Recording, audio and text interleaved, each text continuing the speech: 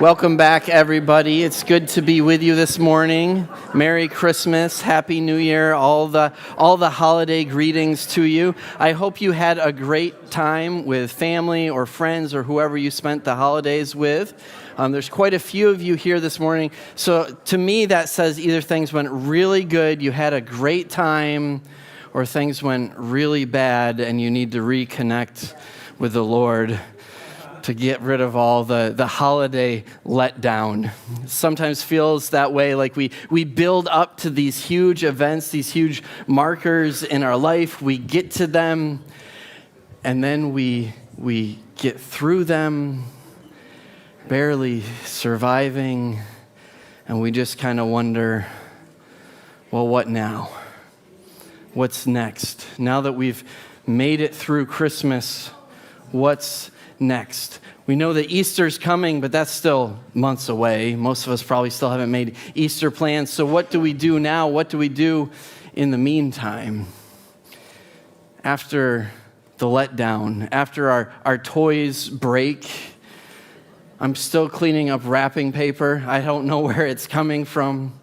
The credit card bills for the last minute purchases still haven't come, but we know that they're coming. Mid-January is almost here. They're coming. So what now? And I think oftentimes just within our church community, we'll go through a series. We'll learn about very specific things about following Jesus, about following God. We get through them. We start the next series, and it's like, wait, what happened to the last one? We just spent the month of December going through the promises of Jesus, the promises for what was supposed to happen when he came, the promise of hope, the promise of peace, the promise of joy, the promise of love. But what are we going to do with those? How do we continue to live into those as we are moving on into the next season of our life? I think we need something so that we don't let go of these moments, that we continue to live into them, to bring them with us, to add them to everything else that God has taught us through our life. Now, I think what we need after Advent, after all the Advent candles are burned down and the poinsettias are dropping their leaves everywhere, after we clean up the Christmas mess, I think what we need is faith for the promises after Advent. Faith that will allow us to live into what we've learned, what we've experienced. Now, one of the problems with faith is, though, that most of us don't have a great definition for what faith is. It's something we talk a lot about in church. Talk about my faith and your faith, our faith. I even heard a preacher one time say that faith is the currency of heaven. And I think I know what he meant. I think he was saying that without faith, nothing advances in the kingdom. But that's an interesting way to put it, because to me it sounds like if I just save up enough of this faith currency, when I really need something from Jesus, I can cash it in. That's a very human way of thinking about faith, about spiritual things, that we could somehow accumulate enough to convince Jesus to do something for us. I don't think it quite works that way. It's not something that we can gain more of, but what is faith? Thankfully, the Bible actually defines it for us. In Hebrews chapter 11, verse 1, it says, "Now faith is the confidence in what we hope for, and the assurance about what we do not see." Another way you might put that is faith is belief in what could be because of what we have seen, because of what has already been. See, faith isn't something that we blindly jump into. Even though faith might bring you into the unknown, faith is based in something that has happened. We can know about faith. We can understand faith. The Bible is filled with stories about what God has done. That's part of how we build our faith, is getting familiar with what God says he is about, and then seeing in our own lives where that's come through. When Anna and I were dating, we were talking about getting married, and there was a whole long list of things that had to happen before we could get married. I needed a job. I needed transportation. We needed a place where we could live together as a married couple. Had none of those. Anna was going to move to where I was, so she was going to need a job. So many things needed to happen. Now, we had heard in the Bible about God being a provider, and we had seen God provide for other people in our lives, and so we attached ourselves to the faith of God as a provider.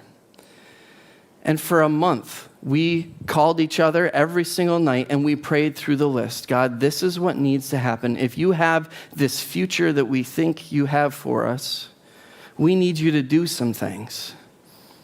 All of a sudden, I got a job that came with housing that I wasn't going to have to commute for. And I got a job in the area. One by one, each of those things on our list, God answered. And I'm so grateful for the faith of my wife, because I don't know at that point in my life that I would have had the courage to say, this is what we need to do.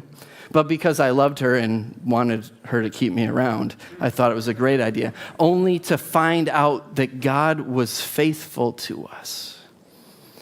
And so fast forward to 6 years ago or so, I took a job with a nonprofit where I had to raise my own support. Now, some of you are really good salesmen. Some of you could probably, Rigo maybe, could sell my own car to me. But I don't think I could sell a bottle of water to somebody who had been walking in the desert for 3 days without any water. I'm terrible at sales. And to raise support, you have to have a little bit of salesman in you. And thankfully, we were out of debt. It wasn't that big of a risk. Anna had a full-time job. And so I did what support raising I could. But then we felt like the Lord was asking her to come and join the nonprofit as well. And so now we were going to have to raise support for 2 salaries. Neither one of us good at sales. Neither one of us good at fundraising. And so we prayed, God, if this is what you have for us, you are going to have to provide. We've seen you provide for us in the past. We know that you can do it for us again. And sure enough, he did. I don't even know where some of the money came from. But God provided for us for the time that he had there for us. And all throughout our prayers, we said, God, we are going to know that our time is up here when you stop providing. And sure enough, the money stopped coming in. But he continued to provide. That's why we're here. God provided this space for us to be here with you at Newbridge. And we are so grateful that he did that. See, faith isn't about anything that you can muster up. Faith is about what God has done. Faith is about what you put your faith in. I don't recall seeing any of you this morning test out your chairs before you sat in them. I was watching a little bit. But it seemed like every single person that entered this space had the faith that the chair would hold them up. Now, I don't know if you've ever sat on a chair and had it break before. It's a little bit embarrassing. And yeah, I can tell you, every time I come into this sanctuary and sit in one of these chairs, I still don't test it because I've watched you guys sit in the chairs and I have my own experience of sitting in the chair. I have faith that every single one of these beautiful chairs is going to hold me up. So when you're trying to figure out what does it mean to have faith in God, it means that you are holding on to what he has done for you already. And the response is to do something. Faith isn't about just sitting back and waiting for God to do all the work. Although oftentimes, for many of us in our lives, we have had a season where out of faith, God has asked us to step back and let him do the work and to wait for him. But faith isn't doing nothing. James describes this in chapter 2. What good is it, my brothers and sisters, if someone claims to have faith but has no deeds? Can such faith save them? Suppose a brother or sister is without clothes and daily food. If one of them says to you, go in peace, keep warm and well fed, but does nothing about their physical needs, what good is it? In the same way, faith by itself, if it is not accompanied by action, is dead. But some of you will say, you have faith, I have deeds. Show me your faith without deeds, and I will show you my faith by my deeds. James is communicating to his audience that if you say you have faith in Jesus, but it has not changed your life in any way, if it hasn't changed the way you are living, there is not evidence that you actually have a faith in Jesus. Because faith is always calling us into the next thing, into deeper, into more of what Jesus has for us. And quite often that means that we are taking a risk, that we are stepping into the unknown, but not blindly. We know that Jesus is there with us because he won't ever send you anywhere that he's not there already. And so it is by faith that we step into what we're doing. Now, James used a very practical example. If you say that you believe in Jesus, but don't care for the needs of the people around you, if you see someone who is without clothes and food and says, well, God bless you, in that moment, you are not showing that you have faith. Now, a lot of us don't have a ton of extra resources. We can't care for every person that has a need. But I'll tell you, church, I watched you rally as we gathered supplies this Christmas season to help out families in our neighborhood. I've watched you step into this in small ways. I believe that God has more for us in this coming year. As we move farther and farther away from Christmas, I believe that God has something new for us. I can't tell you what it is.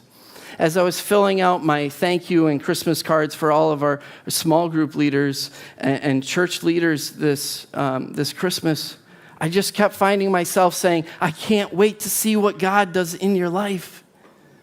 Because I believe that he has something new for us. I wish I could tell you what it was.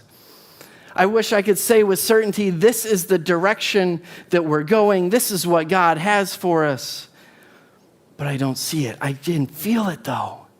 That there is something waiting for us if we can step into, with action, our faith in Jesus in the coming year.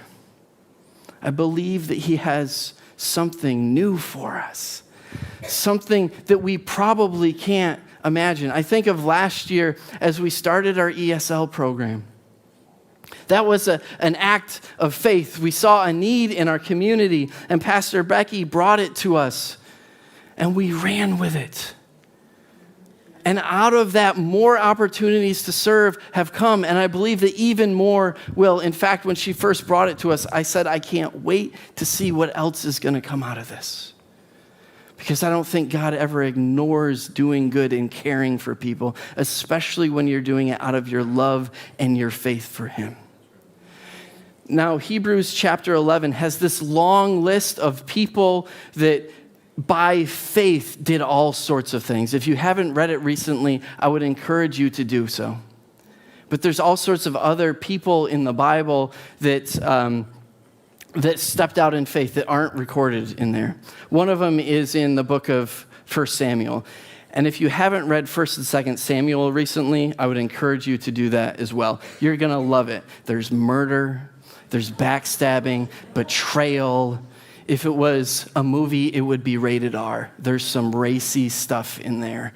So if you're reading it with your kids, be ready to explain some stuff. But if you haven't read it recently, get in there and read it. There's a character that I absolutely love, and we don't talk about him a whole lot. His name's Jonathan. Jonathan was the son of Saul, the first king of Israel. And as Saul has come into his kingship, the Israelites are under oppression by the Philistines. The Philistines are regularly raiding Israeli towns. They have eliminated all the Israeli blacksmiths. 1 Samuel 13 says that there are no blacksmiths in the entire nation of Israel. And they've eliminated all the swords. There's only 2 swords in all of Israel. Saul and his son Jonathan have these two swords. And so the Israelis are outmanned, they're outmatched, they're out-resourced. And so picking up in 1 Samuel 14, chapter 14, verse 1. One day, Jonathan, son of Saul, said to his young armor-bearer, "Come, let us go over to the Philistine outpost on the other side." But he did not tell his father. So Jonathan has this great idea as 600 soldiers, plus Saul, plus some of the priests, are gathered together, that he is going to take his armor-bearer and they're going to go out and see if they can pick a fight with the Philistines.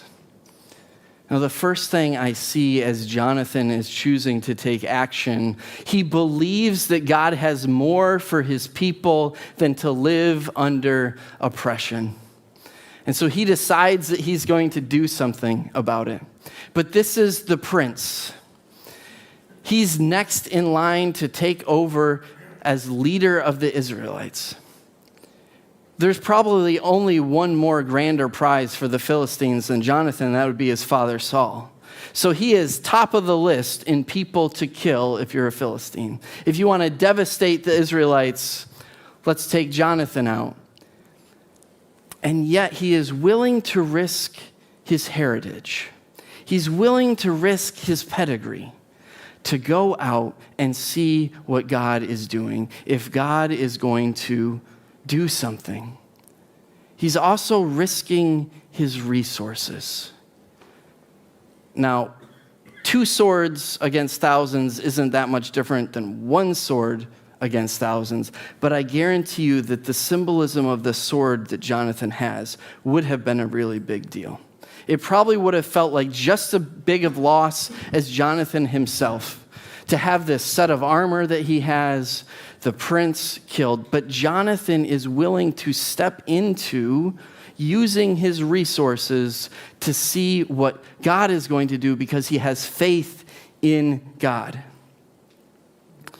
Picking up the story in verse 6, Jonathan said to his young armor-bearer, "Come, let's go over to the outpost of the uncircumcised man. Perhaps the Lord will act on our behalf. Nothing can hinder the Lord from saving, whether by many or by few."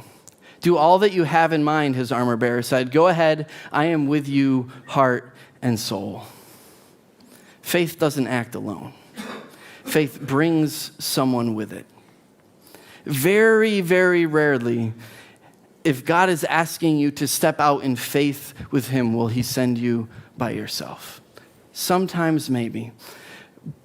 But that's not how Jesus did ministry. He always had people coming with him. His disciples, there were crowds, there were always people. In fact, in Luke chapter 10, when he sends his disciples out to do ministry, after they've been watching him and learning from him, he sends them out to do ministry on their own, and he sends them in pairs. Why? So they can have each other's back, so that they can be praying for each other, encouraging each other. I mean, this is beautifully spelled out in the story where Jonathan is going with his armor bearer. The one that if Jonathan is advancing, he's either running out in front of him, holding up Jonathan's shield, or he's behind him, protecting Jonathan's back in a fight. He had Jonathan's back. And it's interesting to me because I think Jonathan probably had the charisma. If we read the rest of the stories about him, he probably had what it took to rally the rest of the Israelites, to go out and take on this outpost of the Philistines. And yet, he doesn't feel the need to convince everyone. His faith in God leads him to bring the person that he knew would have his back with him, the person that would be with him heart and soul. See, most of us see a problem in the world and we get on social media and we blast out as angrily as we can about the problem. And then there's the people that agree with us and they just keep us going. And then there's the people that disagree with us. Oh, and that just gets us fired up. And we just keep making noise. Jonathan doesn't make noise. He says to the person that he knows that will come with me, "Come with me. Let's go see if God is out there. Let's go see if God won't act on our behalf. When was the last time that knowing all the problems in the world, the hungry people, the people without clothes, the people with addictions, when was the last time that you said, hey, let's go out and see what God's doing? Let's go out and see if God won't meet us in the midst of the problem. Most of us sit back, and I've been plenty guilty of this in my own life. We just sit back and we wait for a solution to come up, for somebody else to go first. And yet in his act of faith, Jonathan makes the first move. He chooses to take action. Why? Because he knows that God is capable, yes, of saving with hundreds, but also saving with a few. Just him and his armor bearer. And I think it's so interesting that twice, in just a couple sentences, that the scripture make sure we know that this is a young armor bearer. This isn't the best fighter in the army. This is someone that we probably wouldn't pick. He's probably 13 or 14 years old. His one job is to hold Jonathan's shield, to protect him as best he can and take a blow if he needs to so that Jonathan can continue fighting. But Jonathan sees something in him. Jonathan doesn't need to choose the best when he has faith in God. Faith that God can save him, faith that God can save the Israelites, but faith that God is doing something in this young man. See, I think each of us ought to be linked to somebody else. Each of us ought to be the one inviting other people to come with us. But I think each of us ought to be going with someone who's a little bit more experienced in life, a little bit more experienced in following Jesus. We ought to have the relationship as the one who invites, but also the one that is going to support somebody else. I think that that's what the body of Christ is supposed to be as we do discipleship together. Amen. But so Jonathan continues on. Jonathan said, come on then, we will cross over toward them and let them see us. If they say to us, wait here until we come to you, we will stay where we are and not go up to them. But if they say, come up to us, we will climb up, because that will be our sign that the Lord has given them into our hands. Now I read this and I think Jonathan might be the worst military strategist ever. So basically what's happening is they're kind of going down this trench, and at the end of the trench is going to be the Philistine outpost, but it's up on a hill. It's up on a steep hill. It's almost straight up. Now, anybody who's studied military at all can tell you that you want the high ground. You don't want to be the one climbing up. You want to be the one fighting the people that are climbing up. It's really hard to swing a sword. I've never done this, so I'm speculating here. I think it's really hard to climb up a cliff and get in a sword fight. I just don't see a good outcome in this. So what Jonathan's a step of faith here is that he picks the worst possible outcome and says, if that happens, we know that God is with us. He's not going at night. He's like, let them see us. And if they call us up to them, that will be our sign that God is with us. I would do everything totally opposite. I would try and sneak up on them at night, do a little hit and run. I definitely wouldn't let them see me. Faith calls us out of our comfort. Faith often asks us to do things in a different way, a way that other people would look at and say, I don't think that's a very good idea. See, Jesus is never going to ask you to do something that you can just do on your own, because Jesus is always asking us to do stuff where we will need him. It doesn't mean you can't do something on your own. Like, there's good stuff that's not going to cost you anything to do. Be good, do good. That's great. But when we activate our faith in Jesus, it's going to mean some discomfort. It's going to mean stepping into things where we know that we will fail if God doesn't show up. And what's so difficult about that is there have been times in my life that I thought God was asking me to do something. I did it, I failed, and I realized either God's doing something completely different than what I expected, or I just wasn't hearing from God. And I can tell you there's been plenty of times in my life that I thought I was hearing from God, and I wasn't. It happens to all of us. But there is a risk when we activate our faith. You're going to risk looking bad, seeming foolish. You're going to risk embarrassing yourself. And yet, this is actually what Jesus calls us into. I find it interesting listening to Christians talk. One of the ways that we give advice, and I have given this advice and I will give it again, but one of the ways that we give advice about whether people should do something or not is if they're at peace with it. And a lot of times that's really good advice. But there have also been times in my life that I knew God was asking me to do something incredibly difficult, and I was not at peace. There have been times where God has asked me to do things, to step out, to make myself vulnerable and a target even. And it was awful. It filled me with anxiety. And yet, ignoring the situation and not taking action would have been just as awful. And so I pursued what I believed that God was asking me to do. And it was difficult.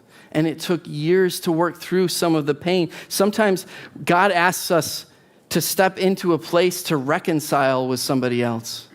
And if you've ever been estranged in a relationship and wanted to reconcile back, you know how much hard work it takes.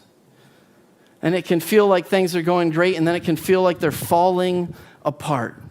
And yet, because you know that God is a God that reconciles, that your faith pushes you to continue to step into the situation. Now, faith isn't about comfort. Faith is about stepping into what God can do and what God can only do. Sometimes we talk about faith in a way where we're talking about things that will arrive someday. Now, our faith in Jesus encourages us to believe in the resurrection of the dead, that he's coming back again. And so there are far-off things that we live in a different way today because of what we believe is coming.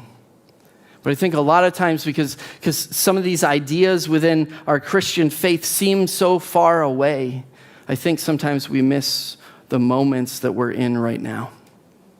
See, faith doesn't invite you into the future, it invites you into the present. Every moment of our life is informing the future. Every moment of our life is actually creating the future.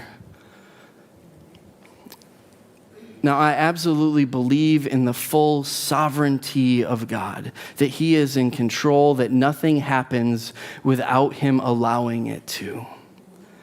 And yet, he has created man in his image with the capacity and the ability to create and shape the future.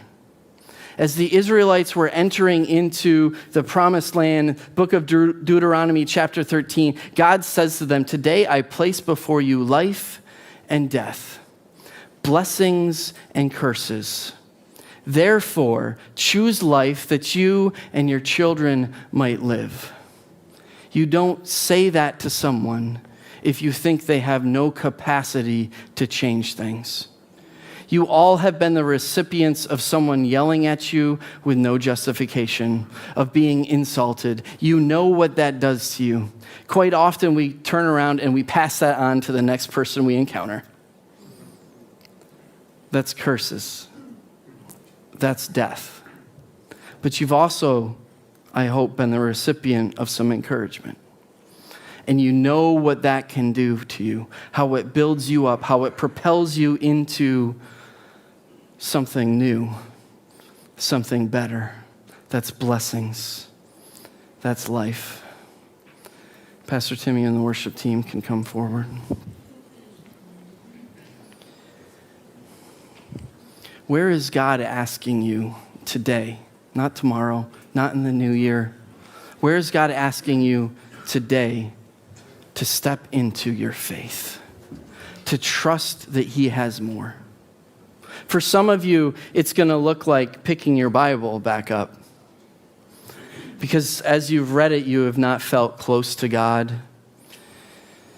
It's felt like there's a barrier between you and the Word of God. But for some of you, it's as simple as just picking up your Bible again and beginning to read it again. Having faith that God can do something different this time. Some of you have stopped praying. You've been disappointed that God hasn't answered your prayers. And so your step of faith for today, for this to start the new year, is simply just to begin praying again. Some of you, it's going to be much bigger. I don't know where most of you are, but I've met people who God moved their residence from the nice, comfy part of town into a lower class area because he wanted to use them to bless those that had less. Some of you, he might be asking to move. Some of you, your step of faith is going to be to try and reconcile with someone that you're estranged from. To continue to fight and press through into seeing that relationship restored. I don't know where you're at today. I don't know what's going on in your life, but I do know this, that we are always being asked to step into our faith, to step into trusting Jesus and trusting that he has more for us today than he did yesterday. And where it's going to get really hard is some of you, even in this moment, God is sharing with you where he wants you to step into faith. And you're going to have about 3 really good days. And then it's all going to fall apart. You're going to say, Pastor Brian didn't have a clue what he was talking about. I tried this faith thing. I tried to do more, but it's just easier when I control my life and don't give it over to Jesus. And that's when you're going to have to step back into your faith again and continue to push through the discomfort. And I can't promise you any outcomes. I can't tell you that from an emotional standpoint, from an economic standpoint, that this year is going to be better because you chose to step into faith. It might actually be more difficult. But faith is about growing our relationship with Jesus, of learning to trust him, of learning to understand that in the good and in the bad, in my obedience and my disobedience, my happiness and my sadness, that Jesus is just as close to me all the time. And I can either choose to trust him or I can choose to try and do things my own way.